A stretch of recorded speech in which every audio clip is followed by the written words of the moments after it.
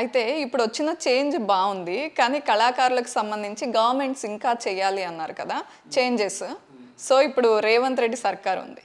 అంటే ఏదైనా ఆయనకి చెప్పాలి, ఈ లిస్ట్ ఉంది నా దగ్గర అంటే ఏమేమి ఉన్నాయి? నాకు రేవంత్ రెడ్డి గారు కూడా చాలా క్లోజ్ అండి. ఓకే. నాకు అన్నతో కూడా చాలా మంచి క్లోజ్నెస్ ఉంది. నేను అన్న దగ్గర భోజనం విన్నప్పుడు కూడా చెప్పొచ్చాను. ఆయన కూడా మా కళాకారుల గురించి నాతో 3.5 గంటలు మాట్లాడాను వాళ్ళ ఇంట్లోనే. ఆయన చేస్తారు. నాకు నాకు రేవంత్ అన్న మీద నమ్మకం ఉంది.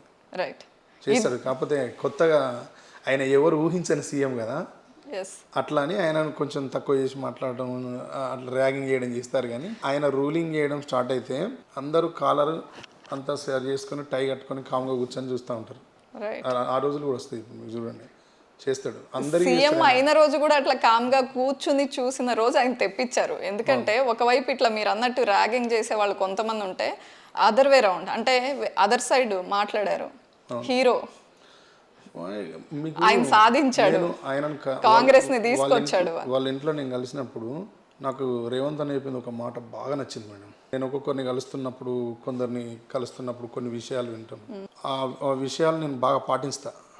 అట్లా నేను ఒక్కొక్కరిని కలిసినప్పుడు ఒక్కొక్క విషయాలు జరుగుతాయి. అట్లా నాకు రేవంత్ అన్న వాళ్ళ ఇంట్లో చెప్పిండు.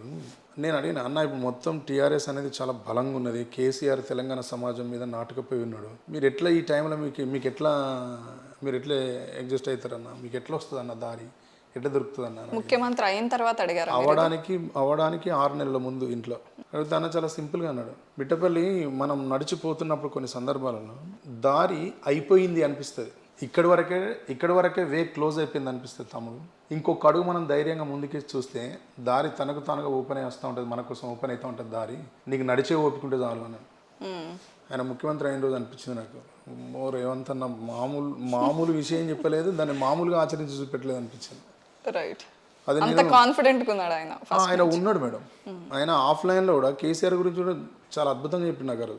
ఏంటి రేవంత్ రెడ్డి గారు కేసీఆర్ గురించి అద్భుతంగా చెప్పారు. అదృష్టవంతుడు తమ్మి, కష్టపడ్డాడు కదా, గౌరవం దక్కింది అంట. సహజంగా ఆయన ఎక్కడ దాన్ని కొట్టిపడేస్తాడో తీసేస్తాడో అనుకున్నా కానీ అంటే నాకు ఆ అన్న లోపల అప్పుడు కనబడ్డాడు. ఈ అన్న మనం బయట వింటున్నది, బయట డిస్కషన్లో ఉన్నది, పాలిటిక్స్లో మాట్లాడే జనాలు మాట్లాడే మాటలకును ఈయన పర్సనల్ ఆలోచన విధానానికి చాలా తేడా ఉన్నది అనిపించినారు. ఫైనల్గా ఒకటి చెప్పండి, ఇద్దరు ముఖ్యమంత్రులను, తెలంగాణ ముఖ్యమంత్రులని, తెలంగాణ ఫామ్ అయ్యాక ఇద్దరు ఉన్నారు, ఇద్దరిని దగ్గర నుంచి చూశారు, దగ్గరగా వెళ్ళి ఇంట్లో భోజనం చేసేంత సాన్నిహిత్యం ఉంది. ఇద్దరిలో బాగా నచ్చిన విషయం కేసీఆర్ గారిలో, రేవంత్ రెడ్డి గారిలో? అంటే రేవంత్ అన్నది ఇప్పుడు రూలింగ్ చేస్తే చూసిన తర్వాత చెప్పగలుగుతాం. అంటే స్వభావ రీత్యా ఆయన మాట్లాడినప్పుడు చెప్పినా కదా స్వభావం ఇందాక, ఆయన చాలా క్లారిటీగా ఉంటాడు రేవంత్. నేను అన్నకు వాళ్ళు జోడో యాత్ర కోసం పాట వేయమని రాజేందర్ రెడ్డి గారు అని వాళ్ళ తమ్ముడు ఉంటాడు, అక్కడైతే పాట రాసిచ్చిన జోడో యాత్రకి. నేను అప్పుడు చూసిన అన్న చాలా క్లారిటీగా ఉంటాడు, చాలా క్లారిటీగా ఉంటాడు. మనం ఏ విషయాలు చెప్పినా కూడా వింటాడు బాగా. దాన్ని ఎట్లా అంటే ఆలోచిస్తాడు, వీళ్ళు చెప్తున్నది నిజమా కాదా, దీంట్లో సబ్జెక్ట్ ఉన్నదా లేదా అది పడతాడు. మా ఇద్దరు మీటింగ్ ఫస్ట్ జరుగుతున్నప్పుడు నా గురించి టోటల్గా నా గురించి తెలుసుకొని నాతో కూర్చున్నాడు రేవంత్. ఓకే.